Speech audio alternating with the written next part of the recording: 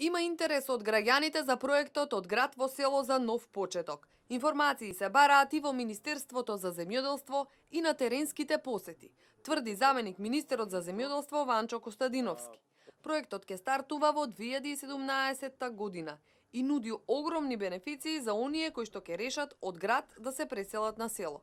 Парични средства за купување и изградба на нова или реконструкција на стара куќа, бесплатно државно земјоделско земјиште, користење на мерки од програмата за рурален развој, еднократна парична помош во рок од 18 месеци, а во висина од 270.000 денари, потребна за почеток со работа, како и користење на новите мерки, како што се 80% поддршка за системот капка по капка и набавка на високо приносен добиток.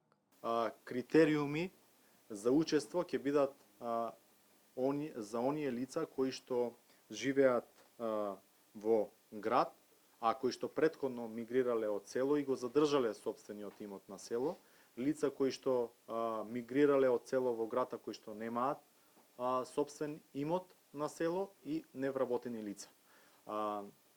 Предност ќе имаат лицата кои што се во брачна семејна заедница и кои што имаат повеќе детно семејство, оние лица кои што се невработени или лица кои што максималниот месечен приход по семејство не поминува повеќе од 32.000 денари.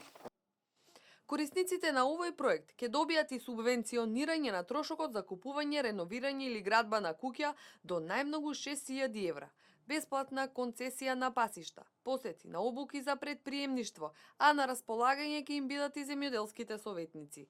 Освен мерките од програмата за рурален развој, достапна е и програмата ИПАРД. Корисникот ќе има обврска 10 години да не го оттуѓува имотот и да живее најмалку 15 години на село и не треба да поседува недвижен имот во град.